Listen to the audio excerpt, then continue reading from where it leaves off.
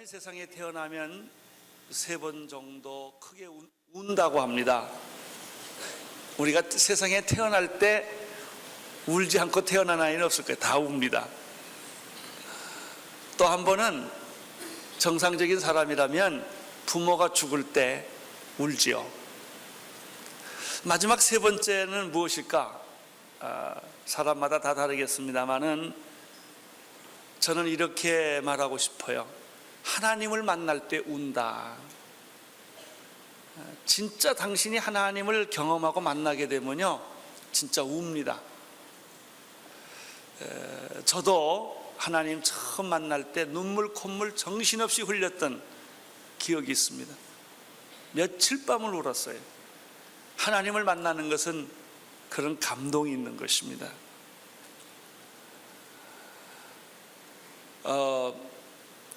눈물이 무기다. 그 무기로서 눈물이 아니고 드라마 보다가 우는 거 말고 정말 사랑해서 우는 게 있습니다. 사랑하는 것이. 오늘 성경에 보니까 예수님이 우셨다라는 표현이 있습니다. 어떻게 예수님이 우실까? 왜냐하면 예수님이 하나님인데 이 말을 다른 말로 바꾸면 하나님이 우셨다는 거거든요. 어떻게 하나님이 우실 수가 있을까? 그래서 이 말씀은 굉장히 짧은 말씀이지만 특별한 말씀이고 깊이 있는 말씀입니다. 요한복음 11장 35절을 거슬러서 한번 읽어보겠습니다.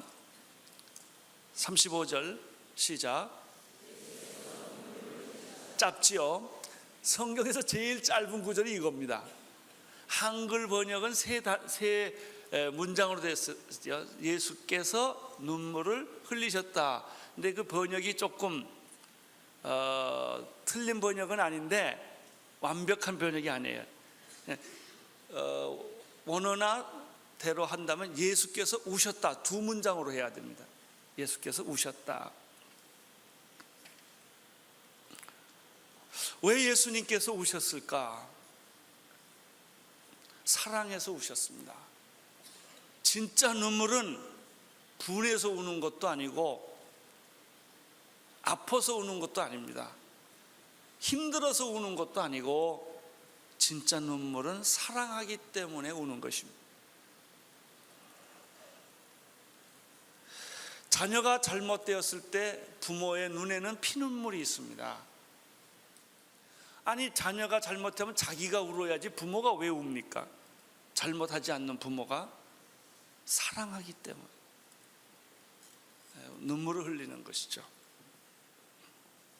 예수님의 눈물은 어떤 의미가 있는가?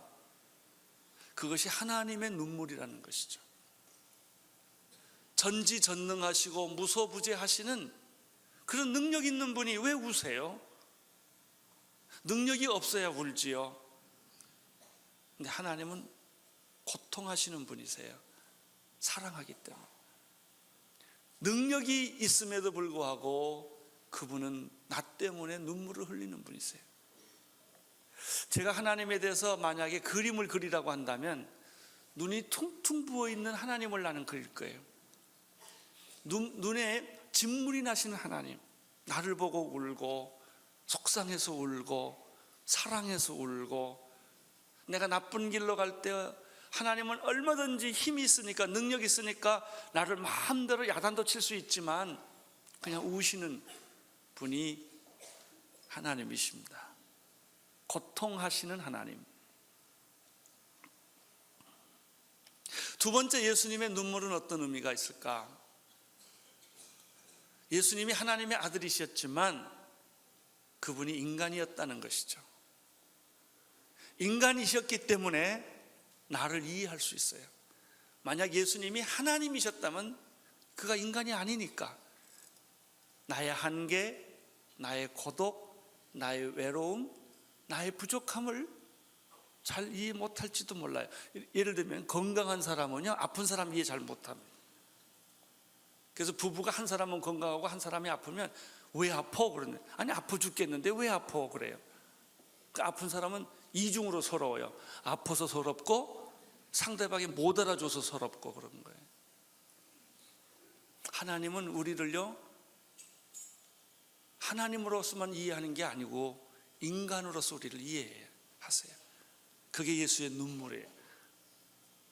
예수님의 마음에는 긍휼이 있었어요. 예수님에게 감정이 있습니다. 감정이 있었기 때문에 눈물이 있어요. 참된 구원에는 눈물이 있는 법입니다. 구원하시는 하나님이 눈물을 흘리면서 우리를 구원하세요. 그냥 너 구원 받았다 이렇게 안 합니다. 돈 있는 사람 돈 받아라 이게 아니에요.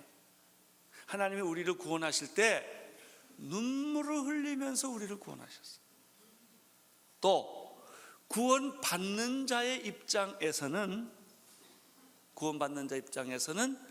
눈물이 있는 것입니다. 그러니까 세례받고 구원받는데 눈물이 없다, 그건 가짜입니다. 진짜 구원받는 사람은 너무 황송하고 너무 감사하고 너무 감동이 돼서 아니 어찌 나 같은 인간에게 하나님이 만나주시나 우는 거예요. 이제 세 번째 예수님의 눈물에서 더 깊이 묵상할 주제가 있어요. 그것은 나라는 존재는 무가치한 쓰레기 같은 인간이 아니라 너무나 소중하고 특별하고 고귀하고 가치 있는 존재가 나라는 걸 보여주는 말이에요. 여러분, 무가치한 것에 대해서 눈물 흘리지 않습니다. 예컨대 우리 집안에 무슨 벌레가 하나 죽어가고 있어요. 근데 그걸 보고 통곡하면서 우는 사람 봤어요? 안 울어요. 왜? 벌레는 내가 울어야 할 가치가 있다고 느끼지 않기 때문에. 깨진 항아리나 버려진 구두나 헌옷, 폐차되는 자동차 보고 눈물 흘리는 사람 없어요. 시원하다 그러지. 쓰레기를 보면서 눈물 흘리지 않아요. 왜? 가치가 있는 게 아니기 때문에. 그렇지만 사랑하는 친구가 죽었거나 존경하는 스승이 죽었거나 부모가 죽을 때는 통곡하고 울어요. 가치가 있기 때문에. 물건도 말이죠, 내가 정말 좋아하는 물건을 잃어버리면 속상한 거예요. 가치가 있기 때문에. 예수님이 왜 우셨느냐? 당신이 눈물을 흘릴 만큼 가치가 있기 때문에. 여러분, 우리는 이 세상에서 소외당하고 세상에서 인정 못 받고 세상에서 그냥 막 취급을 당할지 모르지만, 회사에서 막 취급을 당할지 모르지만, 가정에서 인정을 못 받을지 모르지만 하나님은 여러분을 눈물을 흘릴 만큼 사랑하고 가치 있는 존재라고 생각하는 거예요. 그걸 믿으십시오. 네? 왜 자살해요? 자기가 살 만한 가치가 없다고 생각하기 때문에. 이 가치관의 문제입니다. 요즘은요, 교통사고로 죽는 사람보다 자살하는 사람이 더 많다는 통계가 나왔죠. 우리 사회가 인간의 고귀한 가치, 인간의 소중한 그 고귀함을 다 잃어버린 거예요. 쓰레기처럼 인간이 변해가기 때문에 자꾸 자살하는 겁니다.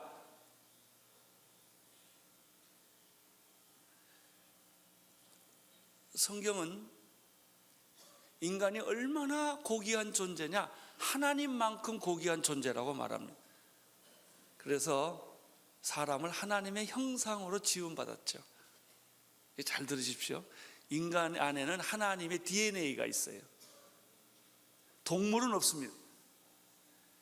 인간은 동물의 형상으로 창조되지 않았습니다. 인간은 동물처럼 살면 안 됩니다. 그럼에도 불구하고 많은 인간들이 짐승으로 변하는 거예요.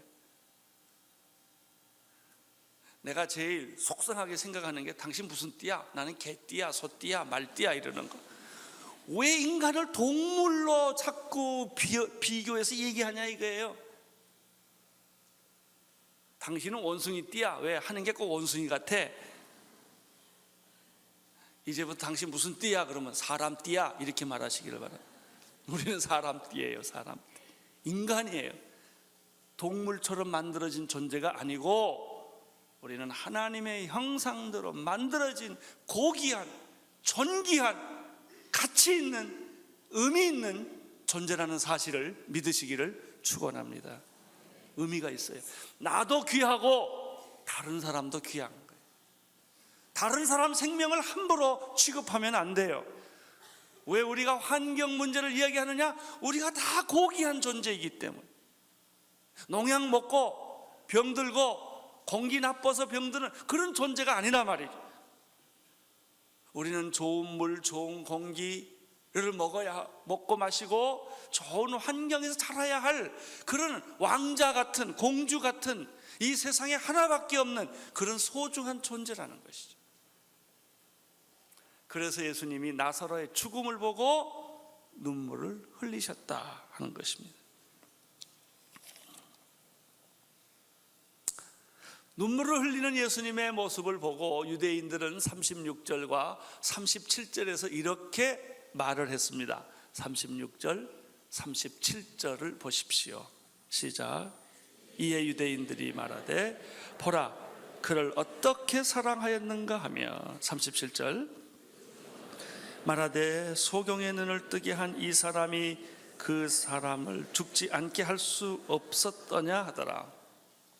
예수님이 우는 걸 보시고 그 주변에 이렇게 있던 유대인들이 이렇게 말했어요. 와, 지독히 사랑하나 보다. 여러분 옆에 있는 분에게 빨리 전해서 하나님이 당신을 지독히 사랑합니다. 할렐루야. 예? 유대인들이 그랬어요.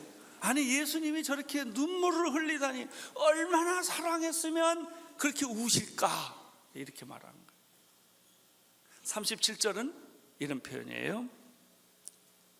소경의 눈을 뜨게 하신 그분이 나사로의 죽음을 막을 수도 있었지 않았느냐 이런 말을 했어요.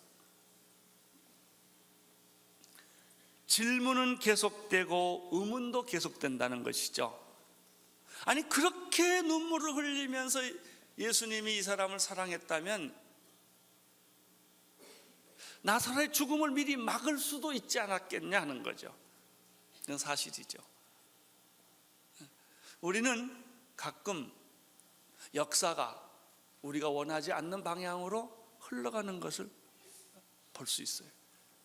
그러지 않아도 될 텐데, 이 나라가 이렇게 안 돼도 될 텐데, 우리 가정이 이렇게 다 깨지지 않았어도 될 텐데 자꾸 이렇게 깨진 거예요. 이혼하고 사업이 원하는 대로 안 갔어요.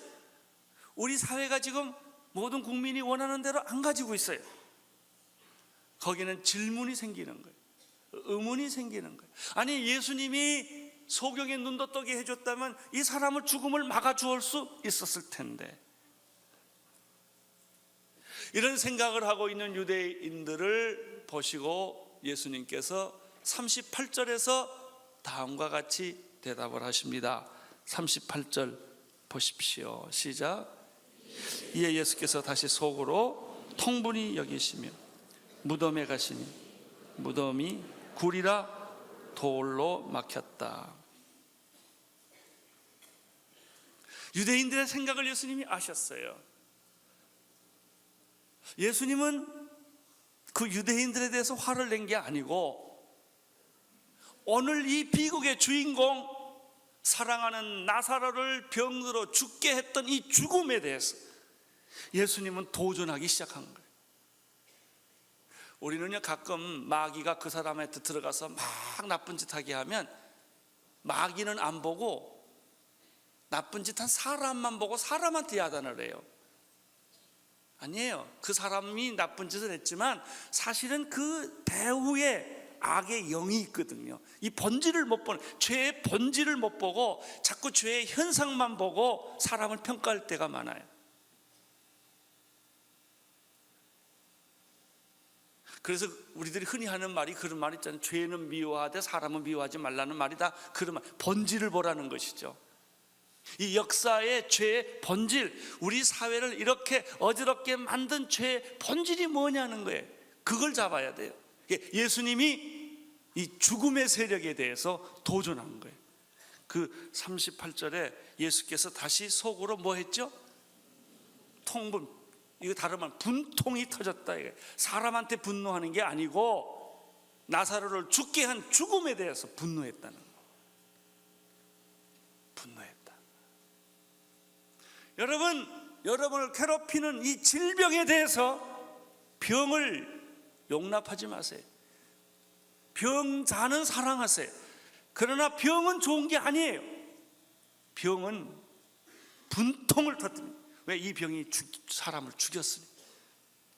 죄, 질병 그 자체, 이거는 환영할 필요가 없다고요. 예수님이 분통을 터뜨렸죠. 저주에 대해서 분통을 터뜨려야 돼요. 죄에 대해서, 죽음에 대해서. 사망한 너에 이기는 것이 어디 있느냐? 사망한 너에 쏘는 것이 어디 있느냐? 우리는 죽음하고 싸워요. 저주하고 싸워야 된다고. 저주가 들어오지 못하도록. 예수님의 이 분노는 죽음에 대한 분노요, 병에 대한 분노요, 어둠의 세력에 대한 분노였다는 것이죠. 예수님은 분통을 터뜨리고 분노하는 것으로 끝나지 않고 예수님은 죽음과 대면하기 위하여 무덤으로 가셨습니다. 사랑하는 성도 여러분, 여러분도 죽음과 늘 대면하십시오. 여러분을 괴롭히는 모든 고통과 저주와 대면하십시오. 죽음을 발로 밟으십시오. 우리 인생을 불행하게 만드는 모든 저주를 발로 밟아버리는 것입니다. 질병을 대항하는 것입니다. 질병아 떠날지어다. 죽음아 떠날지어다. 모든 저주는 떠날지어다. 번지라고 싸워야 합니다. 예수님은 무덤으로 갔어요. 근데 가보니까 무덤에 큰 돌이 막혔다는 거예요. 이스라엘의 무덤은 우리 무덤 같이 매장하는 게 아니고 굴에다가 사람을 집어넣는 거거든요. 큰 돌이 막혔어요. 이 돌이라는 게 뭘까? 장애물이에요. 장애물. 기적을 일으키는 데는 장애물이 있는 거예요. 이 장애물은 어떻게 해야 합니까? 제거해야지요. 그 제거는 누가 할까요? 내가 해야죠. 예수님 이 장애물 좀 제거해 주세요, 그런 게 아니에요. 우리는 장애물도 예수님이 제거해 주기를 원하는데 여기는 안 그래요. 지금 무덤 동굴 안에 큰 돌이 막혔는데 예수님이 뭐라고 말씀하시냐면, 여기 돌이 있구나. 이 장애물을 제거해야 기적이 일어나겠는데 장애물이 있어요. 39절 예수께서 가라사대 뭐라고 그랬죠? 돌을 옮겨 놓으라라고 명령을 하십니다. 잘 보세요. 돌은 누가 옮겨야 돼요? 네? 사람들이. 죽은 나사로는 누가 살려요? 예수님이. 사람이 하는 거하고 예수님이 하는 게 다르단 말이에요. 근데 우리는 이걸 막 섞어. 그래서 혼돈이 온 거예요. 내가 할 일이 있고 하나님이 할 일이 있어요. 근데 우리는 그래요. 예수님 받고 자꾸 돌을 옮겨달라는 거예요. 아니에요. 돌은 누가 옮겨야 돼요? 내가 옮겨야 돼요. 그래서 예수님께서 돌을 옮겨 놓으라. 기적은 내가 일으키겠다 하는 것입니다. 돌을 옮겨 놓으라고 그러니까 제일 먼저 갈등한 사람은 너무 귀여운 여인 마르다. 마르다가 순식간에 갈등을 합니다. 인간적인 믿음을 가졌다가 성령 충만한 부활의 믿음으로 돌아왔었는데 위기 앞에 부딪히니까 또 순식간에 인간적인 믿음으로 돌아가는 겁니다. 자, 마르다 이 얘기를 들어보세요. 그 죽은 자의 누이 마르다가 가로되 주여 죽은 지가 나흘이 되었음에 벌써 냄새가 나나. 무슨 뜻일까요? 아이 예수님 돌을 치우라 하시니요. 이미 나사로는 죽었고 무덤에 3일 있었고 시체에서 좀 냄새가 나기 시작하는데 순식간에 마르다가 믿음 있다가 인간적인 믿음으로 돌아왔어요. 믿음에는 두 가지가 있어요. 인간적인 믿음, 합리적인 믿음, 상식과 경험에 기초한 믿음이 있어요.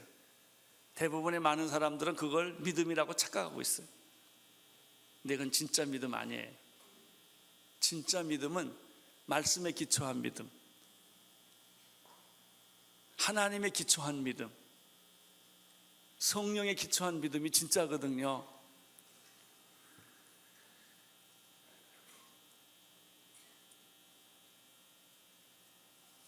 마르다가 순식간에 인간적인 믿음으로 돌아갔어요.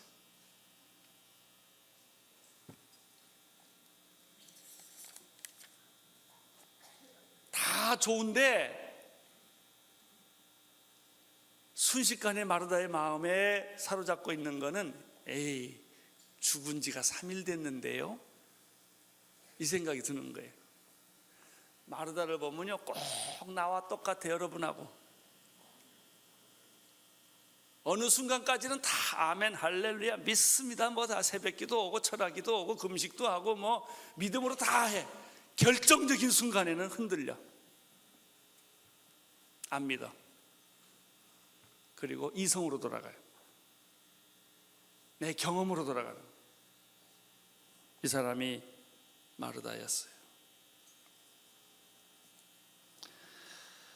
이때 예수님께서 이렇게 흔들리는 마르다에게 쐐기를 박습니다. 그게 40절이에요. 40절.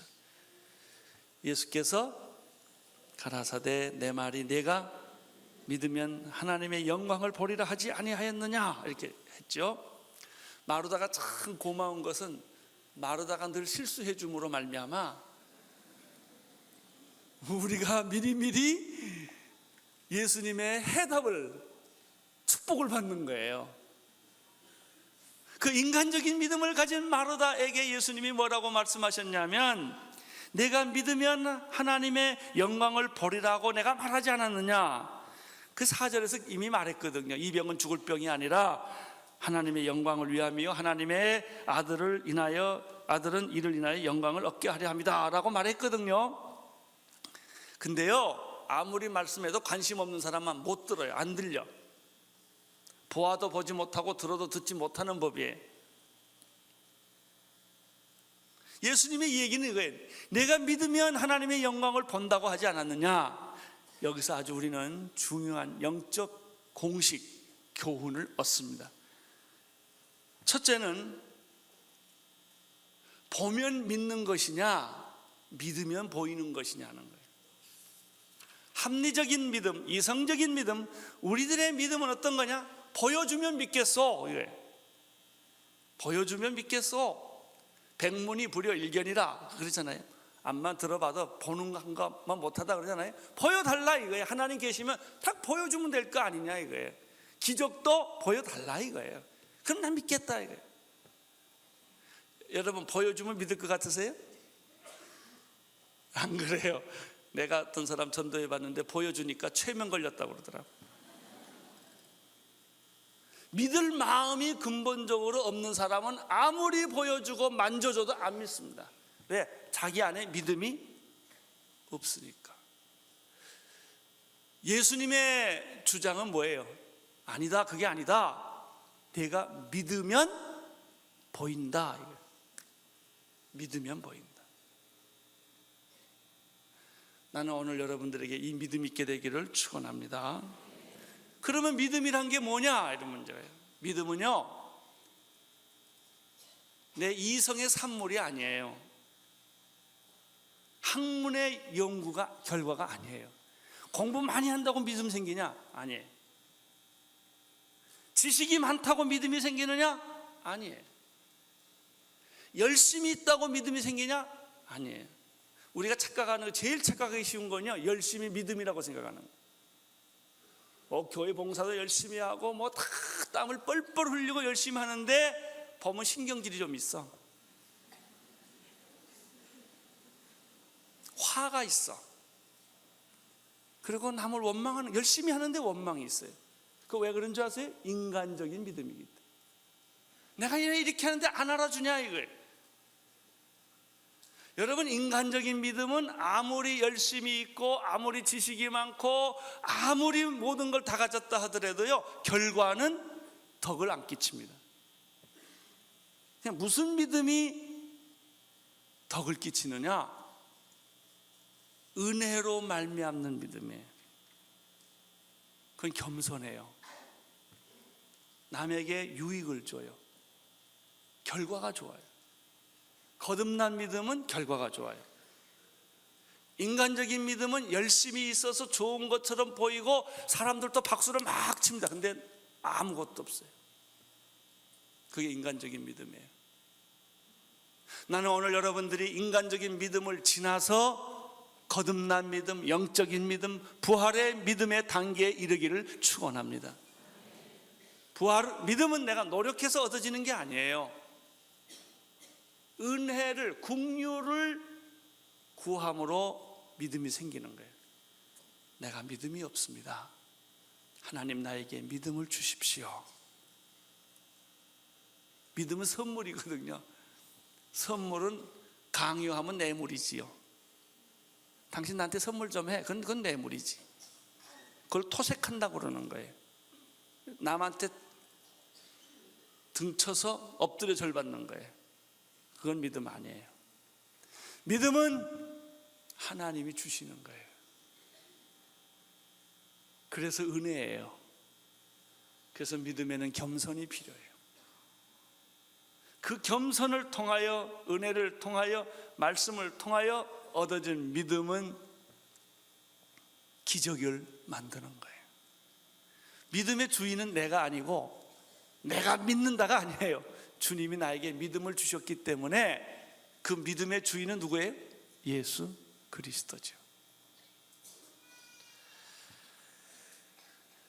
41절 예수님께서 말씀하십니다. 읽어주십시오. 거기까지 한번 보세요. 뭘 해라? 돌을 굴려라. 예수님의 말씀이에요. 여기 세 가지 명령이 나와요. 첫째는 돌을 굴려라. 돌은 누가 굴려요? 예수님이 굴리는 게 아니고 여러분이 굴리는 거예요. 여러분 안에 있는 불가능의 장애물을 제거해라. 그리고 41절 그 다음 구절에 보면 예수님의 중보기도가 나옵니다. 읽어주십시오.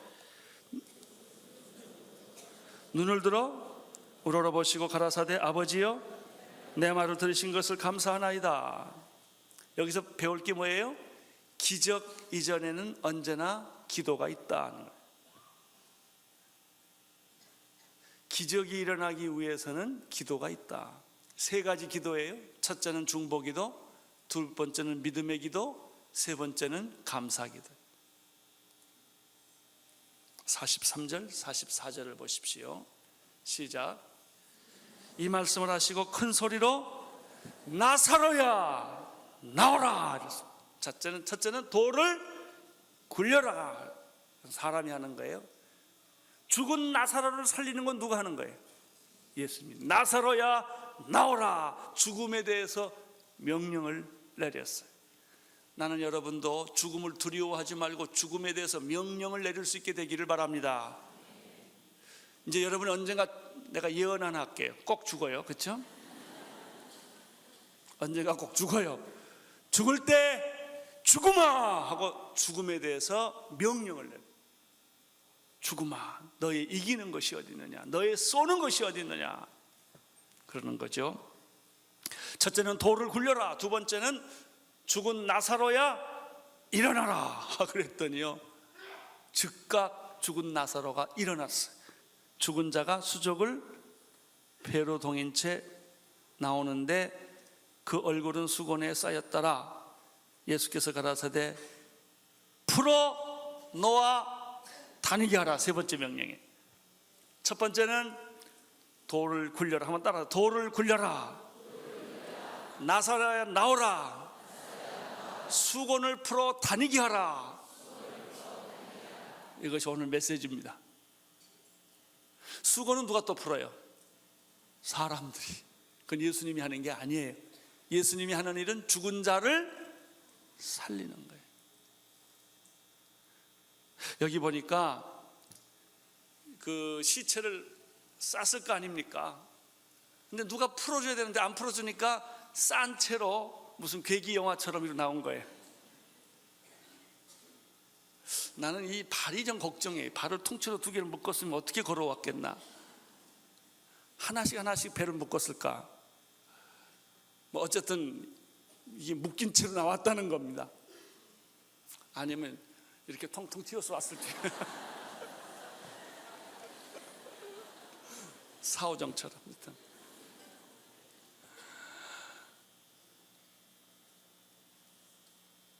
예수께서 풀어놓으라. 오늘 여기서 배우는 메시지는 뭐예요? 죽은 자도 살아날 수 있다. 예수님은 죽은 자도 살릴 수 있다라고 하는 거예요. 그러나 모든 사람을 다 그렇게 하신 것은 아니라는 사실을 기억하십시오. 죽었다가 살아난 사람은 나사로 하나. 그걸 왜 보여주셨을까요? 우리가 먼 훗날 당신이 죽으면 부활한다는 것을 보여주시기 위해서예요. 여러분, 죽었다가 다시 살 수 있다는 사실을 믿으십시오. 죽을 병도 다시 살아날 수 있다는 사실을 믿으십시오. 그렇다고 모든 사람을 다 살려주는 것은 아니다는 거예요. 어떤 사람은 죽기도 해요. 예수님이 병 고치지 않고 죽기도 해요. 그럼 걱정하지 마세요. 죽어도 다시 삽니다. 할렐루야. 이것이 오늘 메시지예요. 희망을 잃지 마십시오. 어떤 경우에도 희망을 잃지 마십시오. 여러분, 사람은 포기해도 하나님은 포기 안 하세요. 내가 포기했다고 다 끝나는 게 아니에요. 순교의 축복이 그겁니다. 그 사람은 죽었지만 순교자의 피가 역사를 바꾸는 거예요. 주님은 기적을 베푸십니다. 죽은 자도 살리십니다. 병든 자도 살리십니다. 내가 병든 채 죽을 수도 있고 죽었다가 나사로처럼 다시 살아나지 않는 것에 대해서 원망하지 마세요. 그날에 다 다시 살아납니다. 여러분, 어떤 경우에 세상 살다가 참 힘들 때가 얼마나 많아요. 죽고 싶을 때가 얼마나 많아요. 자살했으면 좋겠다는 때가 얼마나 많아요. 자살하지 마세요. 희망이 있습니다. 기적이 있습니다. 오늘 혹시 이 자리에 내 설교 자살하려고 계획했던 사람 포기하기를 축원합니다. 희망이 있어요. 기적이 있습니다. 다시 살아납니다. 하나님은 당신을 축복해 주십니다. 당신은 고귀한 존재입니다. 가치 있는 존재입니다. 특별한 존재입니다. 당신은 예수님이 눈물을 흘릴 만큼 사랑하는 존재라는 사실을 기억하십시오.